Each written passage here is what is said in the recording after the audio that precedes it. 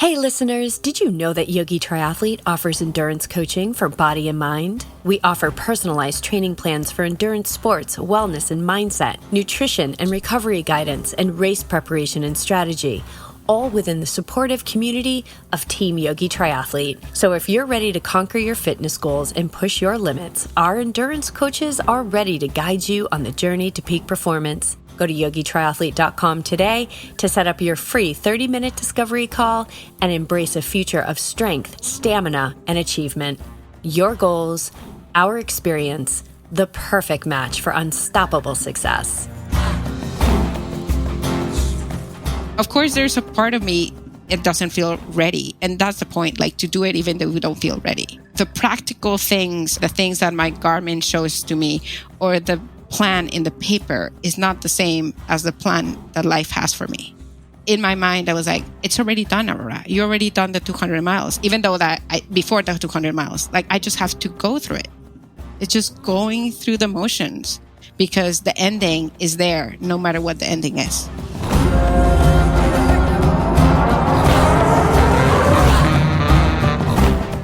Welcome to the Yogi Triathlete podcast. We are your hosts, Jess and BJ, and today we're talking with long-awaited guest and longtime member of Team YogiTriathlete, Aurora Leon-Conde, along with her partner, Joaquin. Aurora has been on our list for a while now, not just because of her athletic feats, which are so incredible, like that one November when she decided to run daily miles according to the date. As in, on November 1st, she ran 1 mile and then continued to add 1 mile every day until November 30th, completing a total of 465 miles for the month. Or that time that she Everested by herself on a modest New Hampshire ski resort during a time of year when the chairlift was not operating, having her not only ascend the vertical gain of Everest, but also descend the entirety of vertical loss. Or that time she completed the amazing 3-day race in Mexico from the Sea of Cortez to the shores of the Pacific Ocean. But also because of her beautiful work in the world as a plant-based physician and commitment to peace and harmony, living within an intentional community in New Hampshire. Aurora is a pillar of strength, having discovered running while she was studying medicine in New York, which eventually led her to run the NYC Marathon in 2011. And it was through endurance sports that she realized that she was capable of accessing parts of her mind that were dormant in regular life. She became fascinated by this and started running longer distances to see what else she could access. Her most recent endeavor, and the catalyst for finally having her on the show, was her successful finish of the Tahoe 200. There is so much more that this woman has accomplished, and her list of future accolades continues to grow. And we hope that she and Joaquin inspire you as much as they inspire us. Aurora and Joaquin, so wonderful to see you guys, and welcome to the show. Oh, thank you so much for having us here. It's an honor and a pleasure, and my heart is racing so fast. So this is already an adventure. Thank you. Thank you so much for having us here. I just look back at when you first, when we first started working together. It's almost been 4 years. It was in 2020. But maybe you guys can share with the audience. You've been here for quite a while. Like, when was the first time that you engaged or were aware of Yogi Triathlete, and when did you guys come upon us? If you can remember way back. Yes, so that was Joaquin. Joaquin is the one that looked for you, BJ. So I was looking to do a triathlon, and I did do one, a super tiny one, and I was looking for a trainer, and I was like, I think I need someone that is plant-based, yogi, triathlete. And so I Googled that, and you came as the first hit, and I was like, perfect. They exist. I had no idea that this combination of things could actually be together. So I was super excited. And but then it never happened. I was I'm not very diligent like Aurora. So but then we met you in a Mendocino 50K, and you were so kind to us, remembering our name, seeing us in every aid station, cheering us on. So we were super, super happy to meet you in person. And then Aurora took it from there. So then what happened for me was I was trying to do this November challenge, the day by day. And people were just telling me it's impossible or you're crazy. And I thought who is my trainer that can make me do impossible things? So I was like, that's BJ. So I have to contact him. And actually, when I contact him, he just said of course you're going to do it. I'm like, what? do you think I can do it? He's like, of course, it's going to happen. I'm like, okay, yes, we have someone here. Yeah. and even before you started working with BJ, Aurora, it's just coming back to my mind that you and I worked together on working with mindset leading into your first 100-mile in Vermont. When was that? Like 2019, I think? 2019. That's so true. I was like super freaking out. Like, I think 4 weeks or 3 weeks before my 100 miler, that I was like at that point, the longest that I thought that I could possibly go. And I was having a trouble like with my sitting. And I said like, I need some mindset coaching. And I was like, I only have 3 weeks. So I think I'm going to just email like Jess and see if she wants to work with me, because I remember the Mendocino one that we did like a meditation before the race, and the race went so smoothly. So I was like, I think I need her. And you were so kind, because I was like, I only have 3 weeks. And she's like, it's enough time. It's enough. And I remember so much still, I still do things from when you coach me for that in my races, like to get energy from the trees, to get energy from the earth, like to get the energy that I need from what's around me. So thank you so much. And I think it just is such a pointer to what an incredible athlete you are, but also just your mindset, because you live in this intentional community. You already meditate. Like there's people who may think like, well, what does she need a mindset coach for? And, and sometimes when we do meditate, like, or we practice yoga or whatever, it's like, oh, well, there's like a pressure, like I'm supposed to already know this, like I'm supposed to not need help. But then that's the whole piece of the mindset, is to always have that beginner's mindset. Like I work with a teacher, I have for the last 14 years. I can't imagine who I would be or where I would be without my teacher, and always asking for help. So it's, keeping the mind open and just following those hits, of like, okay, I think I need a little something more here. And knowing that, 3 weeks before a race, like absolutely plenty of time. I think we packed in like 4 sessions in that, in those 3 weeks. And I think that's one of my favorite capacities to work with an athlete, is like in an 8-week, 6-week, 4-week, like immersion leading into a race. Cause I feel like you can just get so much done. And I think it just exemplifies who I am as an athlete and a person. Like I love the immersive nature of that. And so thank you, Aurora, for giving me the opportunity to work in a capacity that I think I thrive in when we have a short amount of time. Absolutely. I mean, I'm a human. I need help. Like I have a human brain, even though that I've been meditated and, things still come up. And I'm like, oh, hello, you've been there for a while, and we work with it again and again. Yeah. Having just that, like, that, I don't know, I guess for the lack of a better word, like that safe kind of container to just show up and be human. I do that with my own teacher as well. But speaking of that, like on these lines, I'd love for you guys to share, and I don't know who found it or who was the catalyst for it, like this intentional community that you guys live within in New Hampshire. It's a Thich Nhat Hanh community, is it not? So it's called Morning Sun Mindfulness Center, and it's here in New Hampshire, and it's practices with the Plum Village tradition, and the Plum Village tradition teacher is Thich Nhat Hanh. So 2 of their former monastics decided to disrobe and created this community. And we were looking, Joaquin and I, when we're from Mexico, and there we founded yoga and meditation. And when we were moving to the States, we're like, I think we need community. I don't think we're going to be able to do it alone. So we were looking for community. And actually, Thai, we started reading books about Thich Nhat Hanh. That's also his name as teacher is called Thai, like for, as a love, like a teacher that we love, we say Thai.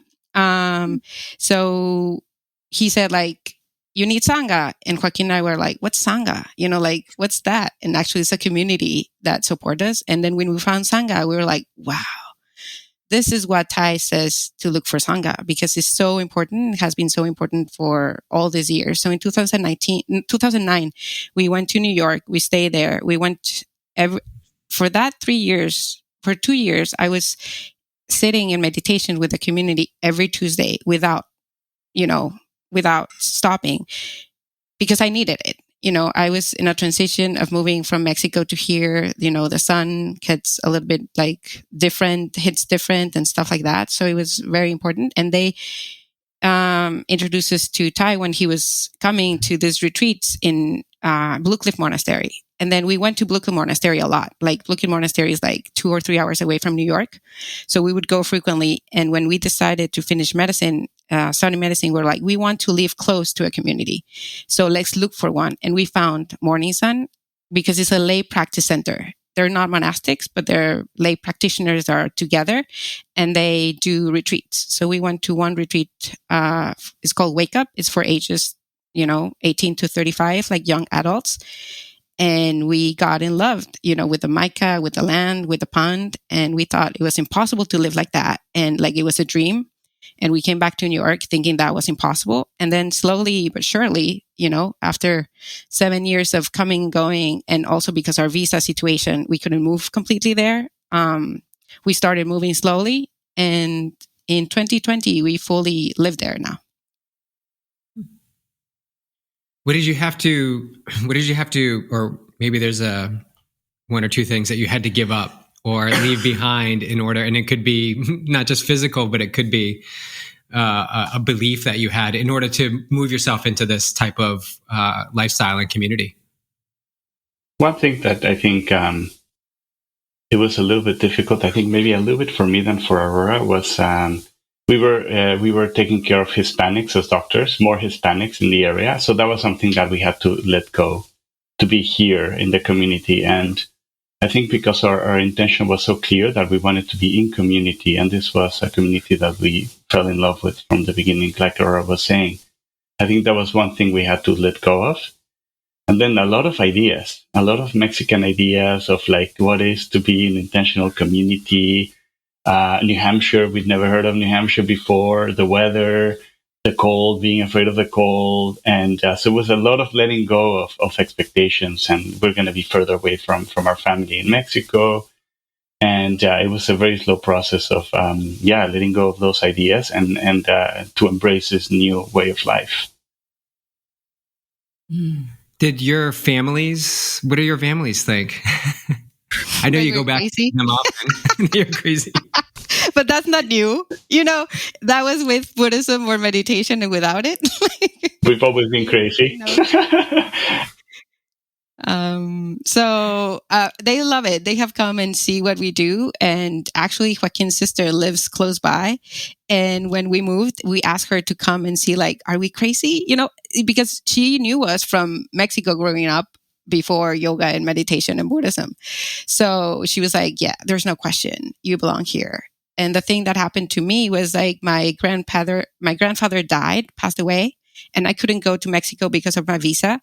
So the community here, we did a ceremony and we embraced it. And we spent so much time with my grandfather passing that I was able to be more present for my mom. Even though that I was not physically there, she said, like, you were so present for me. And in that moment, I was like, wow, even though I'm not physically there, I can be more with you. So that's why we're still here. Even though we miss our family a lot, like we decided to go and visit a lot. But then also we know that if I'm here practicing, I can be more present when I'm with them. I think that's probably one of the biggest surprises and the biggest tools that I use that I've discovered through mindful practice over all these years is, we have this belief in our society that, if you need closure on something or you need to heal a relationship, that you have to, sit down and talk to the person, but that there's so much you can do within your own space. Me being thousands of miles away from my parents, and it's been a very intense, at least last 6 months, in supporting them and flying back east when I can. But when I'm not there, how much that I'm able to do just in my practice, in the way that I think about them, in the way that I listen or talk to them on the phone. And I always just say, like, I'm right there. And they're like, we feel you. Like, we feel you. I'm like, I'm right there. I'm sitting right next to you. And my mom's like, I feel that. Like, I know you are. And I think that's one of the most wonderful things, because so much of like sitting down and trying to hash it out with somebody or deny this life that I'm living here in California to be back east to care for my parents right now when it's not 100% necessary. It's a lot of times that face-to-face stuff it doesn't work because the conflict with the other person or the thing you're trying to heal, they're not on that same level. And so I don't know, it sounds like that's what you're talking about, Aurora, is like how much that you're able to support people or heal or move through grief when you're not even in the physical presence of the person. Yes, 100%. Yeah. We're so lucky to have this practice.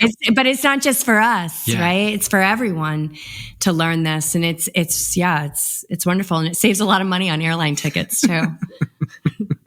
Well, it's also like the next best thing. What's the next best thing I can do versus throwing up your hands and being like, well, I can't be there, so I'm not even going to think about it. And then you live in guilt. Do. Right. Yeah. And that's poison for everyone. Not good. And also when we make it there, we can be fully present. When we do go and make the trip, because we've been practicing to be present, we can be present for what is and not be carried away with all the things that distract me. So yeah, that's also another plus.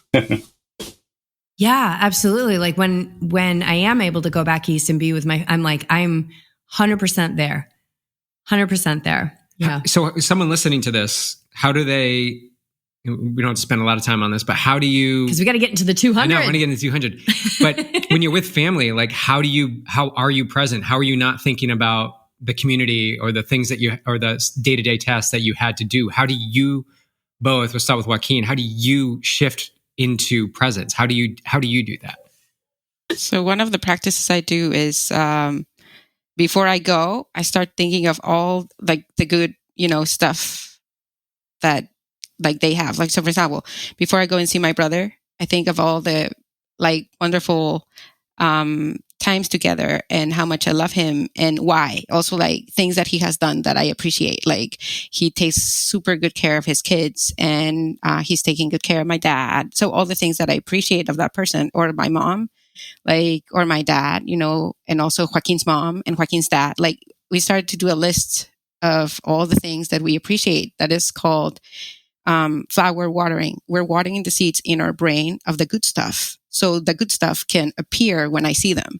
So when I see them, I'm super happy to see them. I'm like, wow, you're this miraculous being, which they are, but it's without the guilt and without like the whole story that we had these fights, and all these arguments before.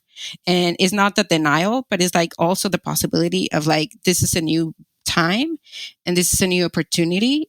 And let's be together. And also the other thing that helps me is impermanence. I know that they're not going to be here. So how can I be right now? Because I know that tomorrow, I don't know.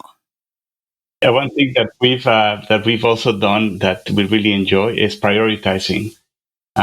We decided that we want to be there present for our nieces and nephews. So I think going with that intention, when we see them, like I know that my niece is my priority for the day, and I am going to be there for her, and that's my main priority. The other things are details that I also have to do, but we go with this full commitment of we're going to be there present for our nephews, for our nieces, and when we're there, we try to avoid distractions, avoid meetings, avoid checking emails and stuff. And yes, we do check emails in the morning or at night and stuff, but we try to really be present, and we meditate also. We continue. That's the hardest part, I think, to continue our practice when we're not at home.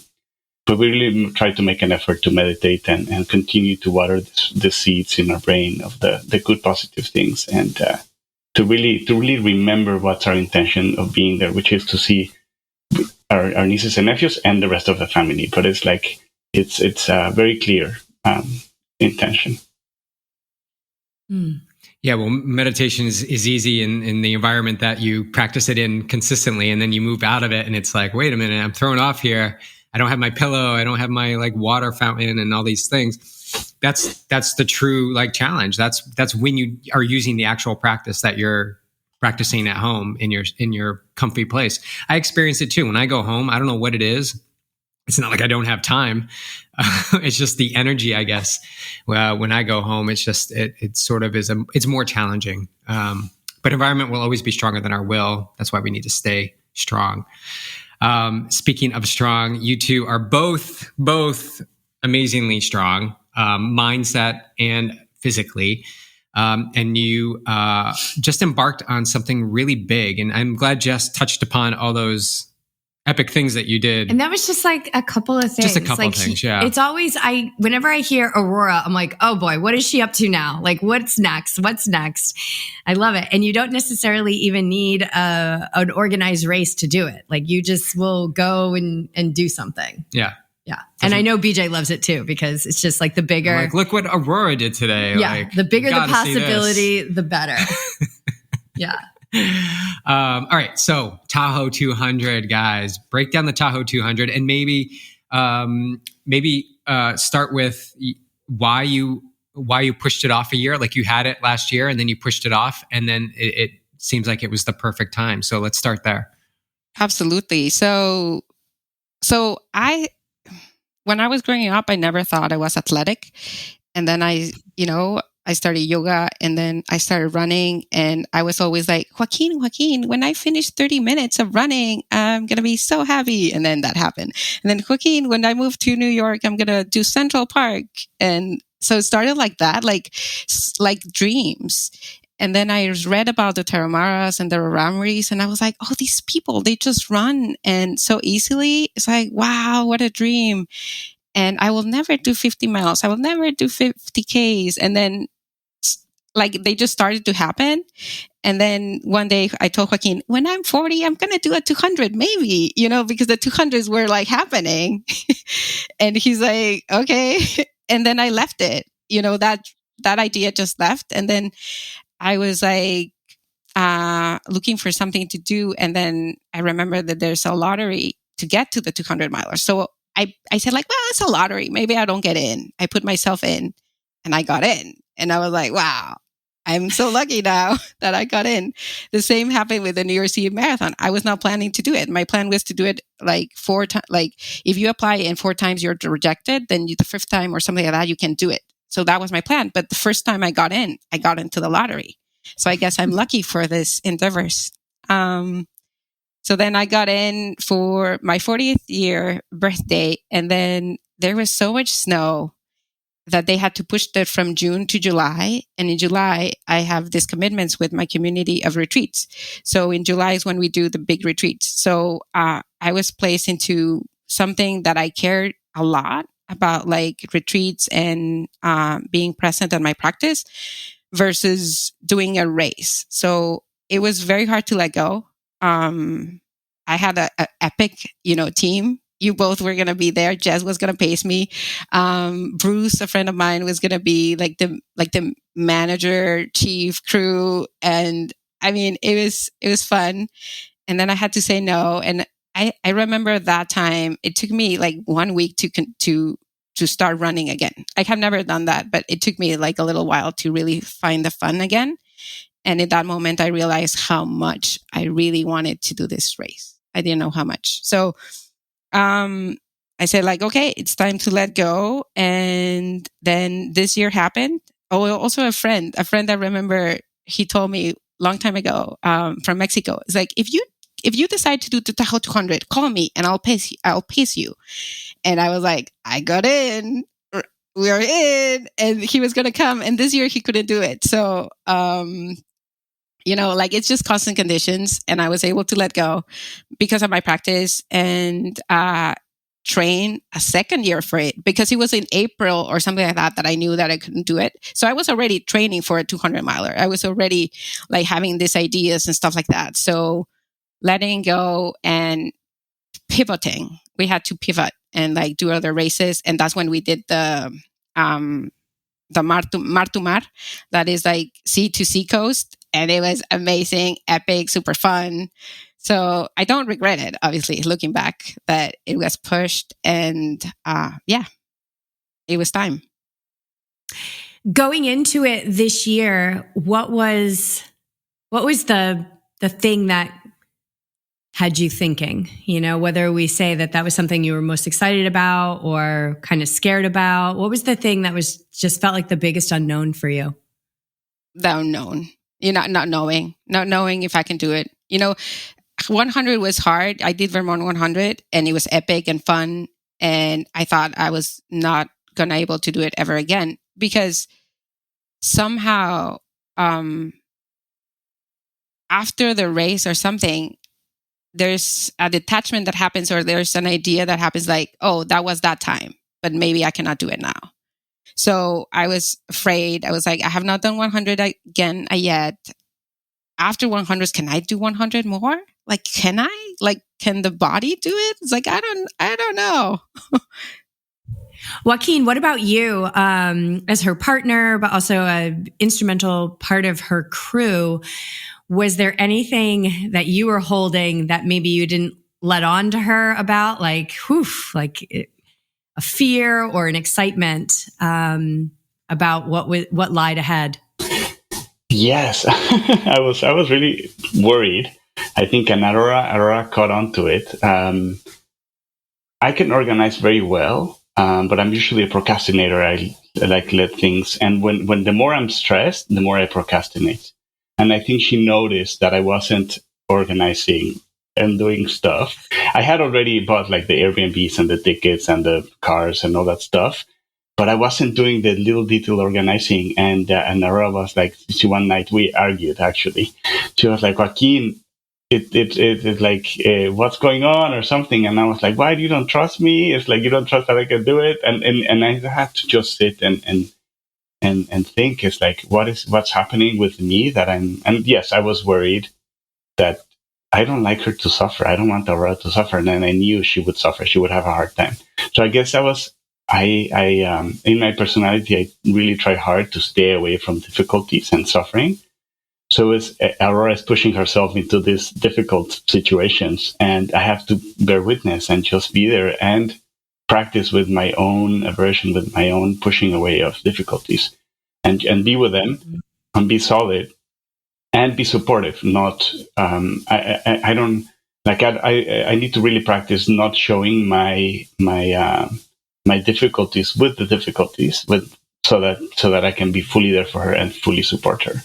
So I think that was the thing that Aurora knows, but we didn't talk about it openly. It's really difficult to be a crew member because it's like it can't be about you at all.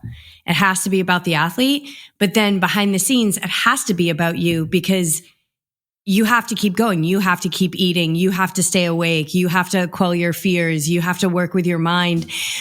And then at the same time, the athlete needs to be the absolute priority. It's a really tricky role to play, especially when you're talking about a race as long as 100 or 200 or beyond, which we now know exist and are very popular. So should we talk a little bit about the suffering? Because I feel like we were getting word that the suffering was coming pretty early, that you were entertaining thoughts of like, oh my gosh, I want to give up. We need the real, like, because everyone looks at this and they're like, oh, Tahoe 200 and you finish it and it's great. That's awesome. What an epic feat.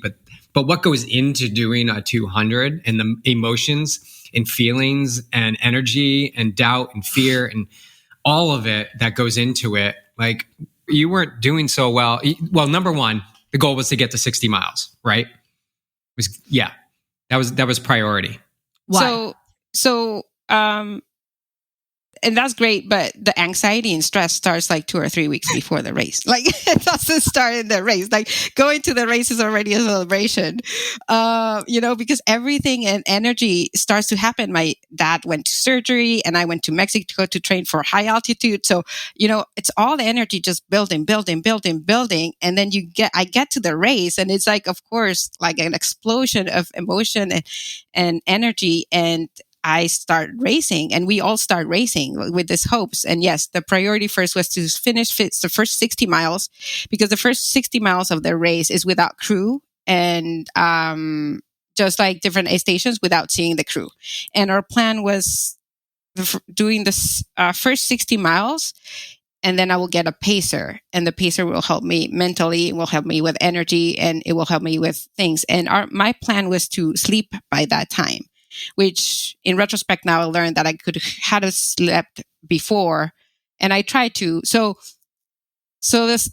we start, right, and we're all happy, and then we go into the Congo line of the 200 miles, all going to the first. We start like going up to 9,000 feet of elevation, so we're already like at 7, and we have to go 2 up more in the first 14 miles, and then we go up. We go to Armstrong Pass. Perfect. The day is also hot, and the hot in elevation feels much different than in other places. So it's dry. And then we have all this dust of all the runners and of the terrain. And there's energy, but there's still doubt, because it's like, okay, 4 miles now. Okay, I have 165 to go, like 195 to go. Like the mind starts to do those calculations, even though I don't invite the mind to do that. It's like, okay, first mile. Oh, I have 199 to go. Doesn't help, but then it's like that. So the idea was to start with the 8 stations. But since the beginning, for the first 20 miles, I wanted to quit. Like my idea was like hoping to not make it to the cutoffs, even though I was making it to the cutoffs 3 hours before. Like I was able to make it like completely good. But then my mind was convincing me, like very convincing, like, oh, Aurora, this is so violent in your body. You should just let go. And that will be totally acceptable. Actually, it will be like mindfulness, right? It will be like to let go. Things like that are like not real. It was like, I said I wanted to do this, but then the mind is like, oh, no, you're just eating junk food, and you're a physician, and you're a plant-based physician. Oh, no, you should not be doing this. So a lot of convincing strategies and ideas that the mind starts to play tricks. So I was like, no, maybe I just do it to the first 60 miles. And then I see Joaquin, and then I kind of regroup. So that was the first 60 miles. Yeah, it was, I was not having too much fun. And also I didn't like that, not having too much fun. I love how the mind just comes in the back door and starts using your own mental training as the reason to not fulfill what you said you wanted to do. It's so tricky. Joaquin, how was she when she arrived at 60 miles? What was she like when she arrived to you? She looked great. I think my main worry is I wanted her to rest. And I think I was really trying to, because I know Aurora can be super energetic. And I was like, I was thinking that the rest would be key. But I think, like Aurora said, it probably would have been better 10 hours before the 60 miles, like in the previous 8 station, just do a dirt nap or something. But because the time she got to me, it was like noon. It was at 11 something. And we had the car, and it was hot. So she looked good. She was like more like, let's just keep moving. Like it was like in this train of like, okay, if I'm suffering, I just need to keep going this next 40 miles, and then I'll see you again, and then we'll see what happens. And because of that energy to keep going, and she was running with one person that they had a good click over the night and stuff. So she was like a little bit in a hurry. So we missed the pacer, so the pacer couldn't go with her at 60 miles, which was interesting, an interesting development for the next 40 miles. And she couldn't sleep, so she just did like a body scan, deep relaxation, and then went running. I wasn't worried at that point. I was like, 60 miles you can do easy. Let's see what happens. But maybe, I don't know. I'll let you finish the story. Yeah, the next 40 miles were tough.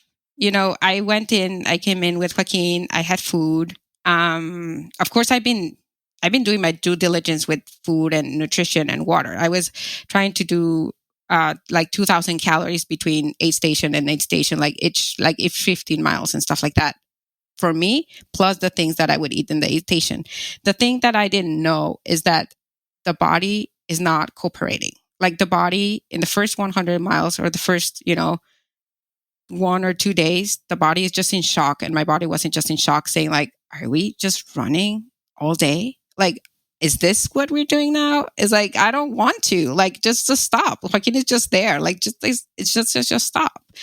And also the digestion is not there because like you're eating what? You're eating an altitude burger. Like it didn't sit well with me, like it doesn't compute that it needs to digest in that moment. And then also like, are you want to sleep now?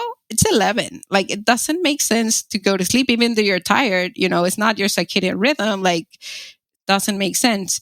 So it was until the second day that the body was into it and cooperating that I was able to eat better and that I was able to sleep. So even though I was tired, and I did some dirt naps, the first day I did 15 minutes nap in the aid station, but it was too cold, so it didn't work out. And then I was just wandering around the trail, so I just slept for 5 minutes. That was great. And then I did 1 hour with Joaquin. So until now, and then in 2 days, I was just having 2 hours, 3 hours of sleep. And my mind was fine. And I told Joaquin, let's just push, let's continue this, hoping that it will go away. But it took me 100 miles. So it go away, the next 40 miles were in the sun and I was a little bit dehydrated, trying to keep up with the fluids. And then also that part was going up all the way. Beautiful views, majestic views, but just the grind of having to go up and go up and go up and not finding the aid station, because the mind is tricky. It's like, oh, the aid station should be in 1 mile. No, it's a little bit more to the corner. And then I get angry. The aid station is not here. I need it to be here. And then I was so envious about a guy came in the aid station and is like, oh, I'm quitting. I was like, I really want to do that. I just need to quit right now. And I was like, Aurora, you don't get to decide this. You surrender. It's time to surrender. If you're getting into the cutoffs, it means you're in the race. So stop those thinking and just continue. So in that moment, I was able to just surrender and continue.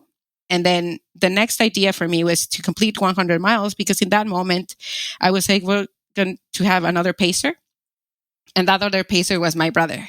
So he was very excited to come. So that was the little carrot for me to just one more night, and you're going to do it with your brother. He came all the way to Mexico. You can do this, Aurora. It's just 40 miles. So that kept me going another night. Oh my God. So there was a point where there was more than one point, right? That you and Joaquin were in contact, but that might have been after. That's after. Yeah, that was after. Because when did you go ahead? After, this night, it was terrible. I went deep into suffering. I mean, just mind. It was my feet were painful. Of course, we're not going to deny that. There's certain point of the 100 milers and the 200 miles that your feet are going to be in pain, and that's just expected. So I was in pain, but that was it. But it was more the battle. I was not having fun, and I was like, I want to quit. I want to quit. I want to quit. So all the time was not now, not now. I don't have enough reasons. Yes, I have my butt is all ready with a rash, and I'm it's every time I go and step, it's painful. It's not enough. It's not enough for me to quit. I told Joaquin a long time ago, I will come with you with very good reasons to quit. Don't let me quit. If I'm not in a physical and danger to my life, don't let me quit, because my ideas will be so convincing that I will convince you for me to go out. So then is when I go to Village Green, that's 100 and something miles. I go in, and it was so hard to get there because it took me so long. Well, I felt it took me so long to get there, because also because we're up and down 2,000 feet of elevation and 2,000 back. It's a very hard terrain. 3 miles is 1 hour. It's not that fast. So the mind can go for hours doing that. So I came there and I was, Joaquin, I'm quitting. Take my bag, take my GPS, tell them I'm going to quit. I don't care. My brother's here. I don't care. It's time for me to quit. And he was like, oh, I think you should sleep. I was like, okay, I'm going to sleep, but then I'm going to quit. And I wake up, and then I still want to quit. And he was like, I'm going to call BJ. I was like, no, because he's going to convince me that I should stay. And I really don't want that. I will call him after. I remember being a little bit more kind. I was like, take a nap, sleep, eat.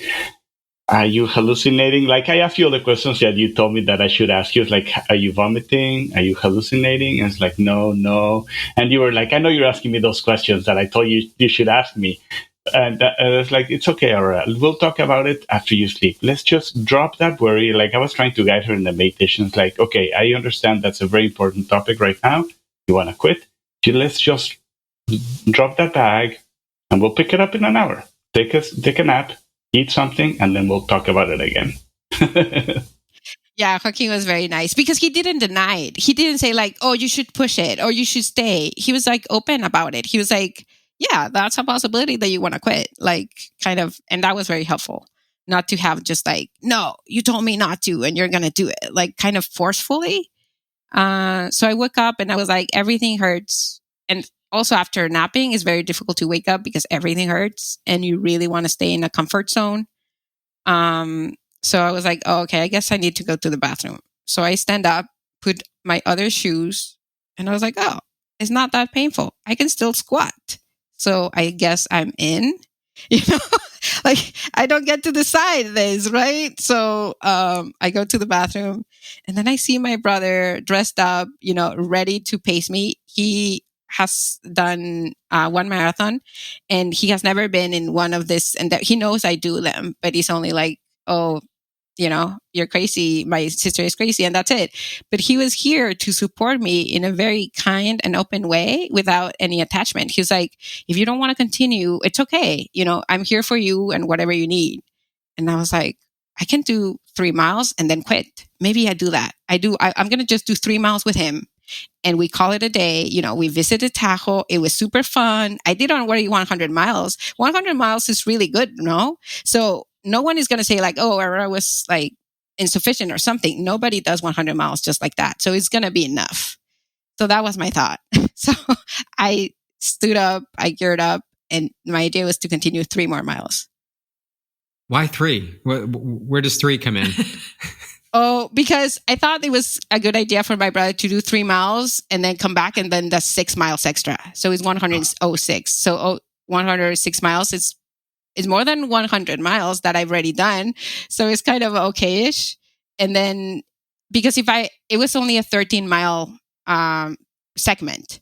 So if I go more, I will do the thing. And then at 3 miles, I was like, I think I can do another mile. And my brother was like, yeah, you look pretty awake. And I was alive. You know, all my energy came back from nowhere.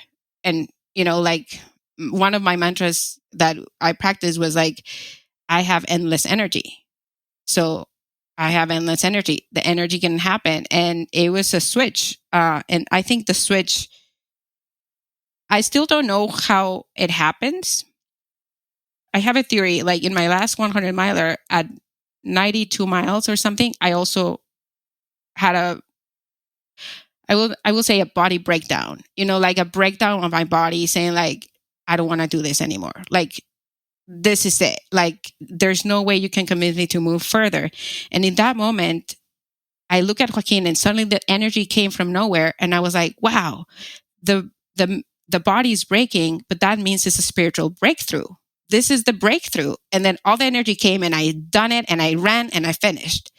So it happened again in this 100 miles. Like at the 100 miles, I was like, this is the breakdown.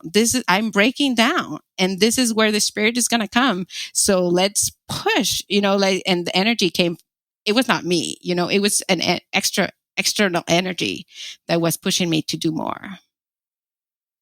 Do you think subconsciously there's a part of you that knew that if you just kept moving forward, like even like the 3 miles with your brother, like if you just get moving and go forward, like in the back of your mind, you know that once you start moving, it's kind of tough to go back. Like, or was that not even in your awareness? You were just so in it. You're like, I just gotta run with my brother for a little bit. Yeah, no, it was just like, I'm going to do it for my brother a little bit. It was more like, I'm the older sister. So it was like, oh, I'm going to do it for him a little bit. Like, it was more like, I can do it for him. I will not do it for me. So he helped me in that regard by being him. And the interesting thing is like, I didn't have pacers and I didn't find pacers for a long time. So I thought, well, I have an extra room in the Airbnb. I can invite my brother and he can just hang out. And then he said like, well, I can also be your crew. And I was like, sure, you know, come and we'll be happy to go around. We have an extra room. And he was like, but I can also do a leg. And I was like, okay, like you can train for that. And then the funny thing is like the thing that I didn't know that was going to be the catalyst, was him. When I invited him, I didn't know it was so important for me in this journey. Yeah. So you get past 100, but I'm assuming there's going to be a point where, because then we start getting reports from Joaquin that you're just like, you're trucking, you're going, you're moving, like, and then it's like, 120 miles, 140 miles, 160 miles, and we're tracking you and we're seeing where you are on the map. When does it get to that point? Yeah. When it gets to that point in a long race where you're just like, I am going to do this. Like, oh my God, I'm going to do this. But you still got some miles in front of you. But when did you hit that turn where you were like, oh my God, I'm going to do this. Like, let's go. So there were 2 times. So then the next person that was going to be my pacer is my friend, Brandon. He also helped me to pace the Everesting, and he's so kind and so generous, and he loves to do through hikings. He does 100 miles by himself. He has not done races or stuff like that. And he has this calm energy. So he started to pace me. And at that point, I didn't have to look at my GPS because I knew he got it. Like, I didn't have to look my pace. He just like went super steady. I didn't have to see like how many ups and how many downs. So that was very helpful for my mind to rest. And when I was with him, it was the first moment that I was like, wow, maybe this is possible. So it was like around 130, 140 miles. It was like, maybe it's doable. Is it true? And then I went to sleep and I was like, Joaquin, I'm gonna, still I had this idea of quitting. After this leg, I'm going to quit. It's already 20, 30, 40 miles up. I'm going to quit. I already saw the whole trail from Heavenly to Tahoe City. So I'm okay. I don't want to go back. I know what's back. And my friend Brandon says like, well, Aurora, going back in the trail is always a different experience. And I was like, oh, okay, you have a point. And then Joaquin also, I told Joaquin, I don't want to spend another night in the trail. I really want to go to sleep and I have a circadian rhythm. He's like, Aurora, you could sleep from 11 p.m. to 2 a.m. in Tahoe City, and then you can decide. And I was like, wow, that would be so helpful. So I went to sleep and I woke up and I was like, yeah, we're going back. And then he paced me that leg and we're so excited to see the sunrise in top of the mountain. And we were just fire. I mean, it's energy of just sleeping and eating. Yeah. And then tell us about those final miles. Who was with you and what did that feel like coming into like those last 10 miles and then ultimately to the finish? Yes. So after Brandon, then Andy paced me overnight. And then Brandon again paced me for the final. So he met me at 4 a.m. in one of the 8 stations. I just had a 15-minute nap. I so wanted to sleep there. There was a little like heater, and it was so comfortable, like the earth. There was nothing, but the earth was so comfortable and warm. I really wanted to stay there, but I was like calculating, like it's 4 a.m. If I go now, I can see the sunrise in the top of the next mountain. So I was like, no, we have to start moving. We have to start moving. Let's catch that sunrise. It's the last sunrise. It's totally worth it. So we go up, and then the last 10 miles, it was a cold night. So I was like all geared up. So it was like trying to take out things from me and put it in the backpack and putting in the backpack. And it was like, it's so hot and I was sleepy and I was already, the goose were not getting in. The tail was not getting in. I was already tired. I was like, I really want to finish this. I'm already tired. There was a part of me melancholically that was like, I don't want to finish. Like, this is so wonderful. I want to do more. And there's another part like, no, it's just time. It's time to stay steady and just go. So in the last 10 miles, I was like thinking that I was going to faint in the finish line. It's like, this is impossible. I'm just going to faint in the finish line. I would really want to sleep. and he was just like pacing me, and we were like with other 3 runners just trying because still, it's still 20 miles, it's still 10 miles to go to the finish line, and still highs, we still gonna every segment is 2,000 feet up and 2,000 feet up. It's always 2,000 or 3,000, whatever. So at the end, I thought we're near because I remember the trail, but it was still long. It was still hot. And suddenly I hear the finish line and people are just crazy, like sounding it. And my friend is like, "It's your turn." And he was pacing me in the front because I asked him that. And he was like, "Now is your turn to go in front." And the finish line goes from a hill and you go down, and you can just like, it takes time to get into it. And I think that's appropriate because for 200 miles, just to end like that is so violent or so harsh that it's good for it to have like a preload or prelude. That's the name, the prelude. So it's like you're feeling it, you're tasting it. And I'm thinking, I'm just going to collapse. I'm going to finish and I'm going to collapse. I don't have energy. And then I hear the voices and the things, and I go up and I start running, running to the finish line. And then I remember Sally McRae, when she did the 200, that she also felt almost like dying. And then she's like, I'm going to jump. I'm going to jump at the end because that means I am greater. So I decided to end up and jump. And I did a jump that I was like trying to die. Joaquin, what was that finish? Seeing that finish for you, what were the emotions? I was absolutely moved. Like I was tears. I just seeing her coming, all this build up of 99 hours of waiting and all the work that I saw Aurora doing.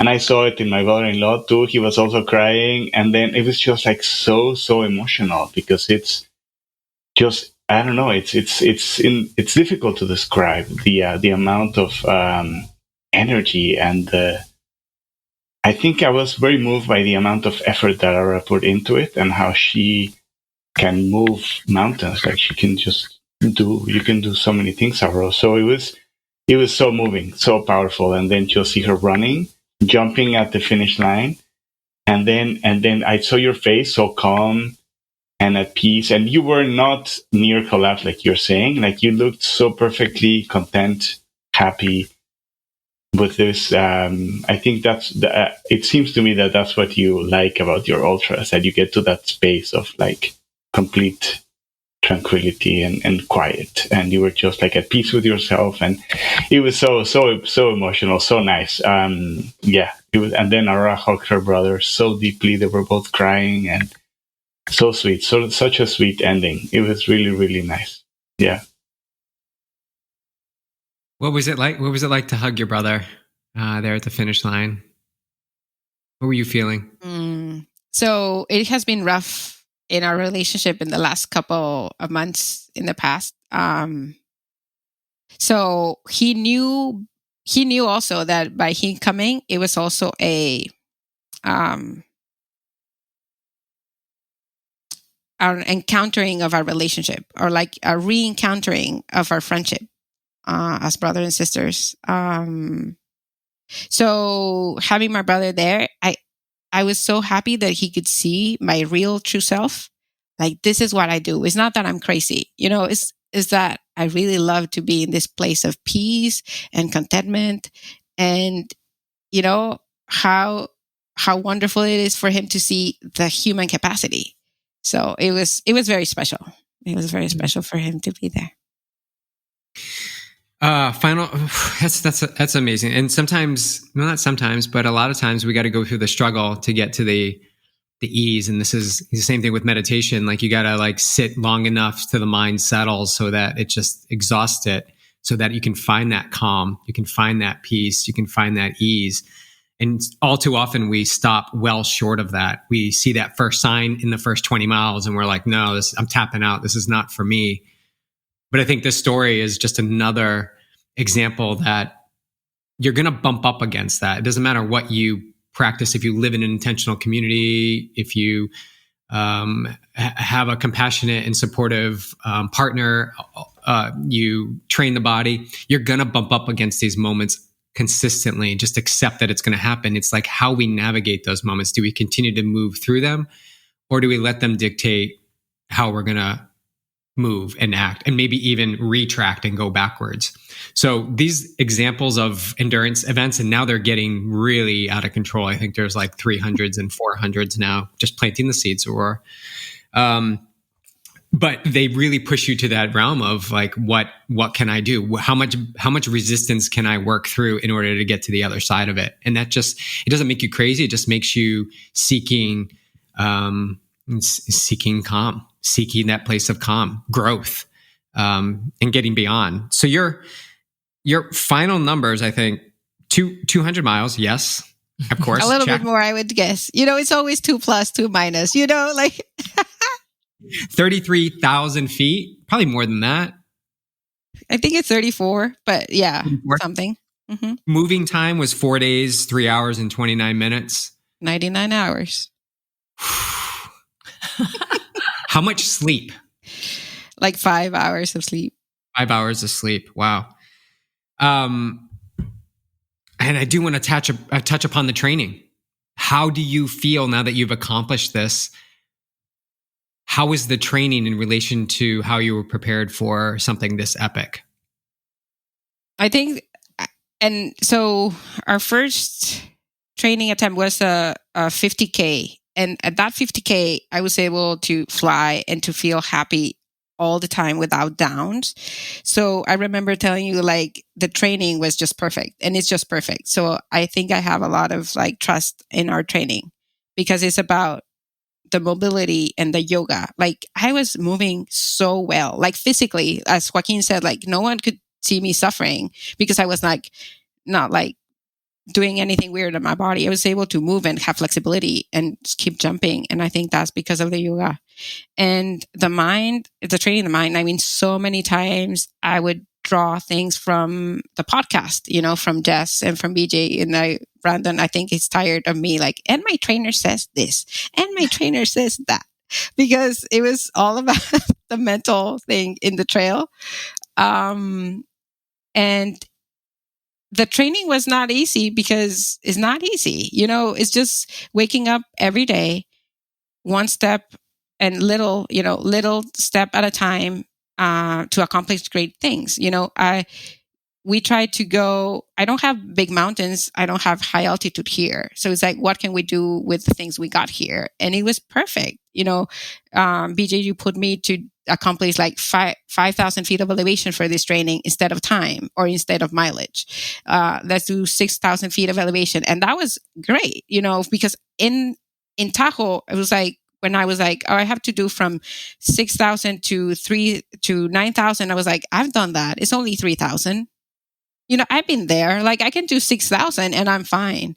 And then the training that I did in Mexico for altitude training was also really great, to get myself accustomed to the breathing fast and not be freaking out, or like the heart rate going high and not being freaked out. So I feel pretty confident. Of course, there's a part of me that like doesn't feel ready. And that's the point, like, to do it even though we don't feel ready.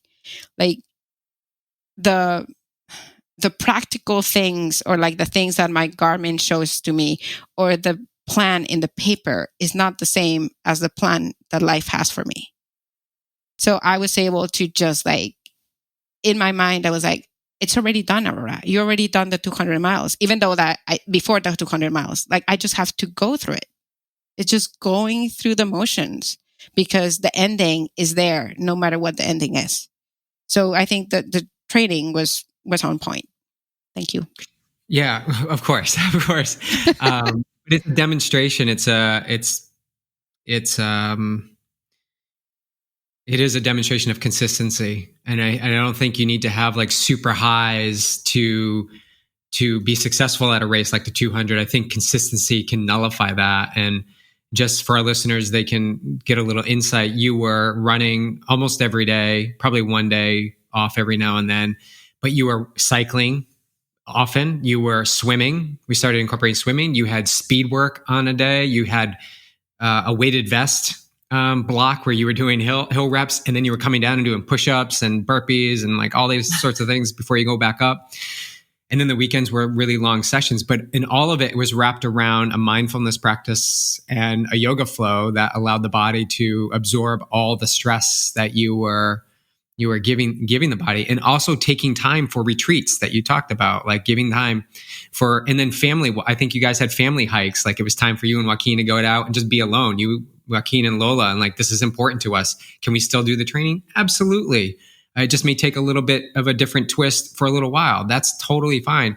And I think what gets missed is there's one way to go after these epic races, and there isn't. There's one that fits within your lifestyle and your belief system so that we get the most out of you when we can, and then rest the rest of the time so that the body can adapt. And you've been doing this for years now. Like we said, it's been like 4 years. It isn't just like this year that you've started to train for 200s. I think you've been training for a while now, mentally and physically. So I'm just amazed constantly at what you have been able to achieve. And I also just was floored by the plan that Joaquin had put together in that spreadsheet and how detailed that was. I was tracking that thing, had it open, and it takes a community. So back to what we talked about at first, it's just not you, me, and Jess and Joaquin. It's a community that got together to help you through this, to guide you through this epic race. Do you guys, either of you, have anything that you want to leave us with that you took away, or that you want people to know about an experience like this? That's possible. Anything or everything, if you put your mind and your heart to it, it's possible. The road to it might be difficult, yes, or like with the set bounds, but the set bounds, everything is for learning. I will be stronger with those set bounds, and those set bounds are for a reason. To trust the process, and trust the yes. As we said here in YogiTriathlete, like the yes be yes. Let it happen. It was there for a reason, and it's in my story. I just have to go through it and continue to, one step at a time. Take that hand also is like one step at a time.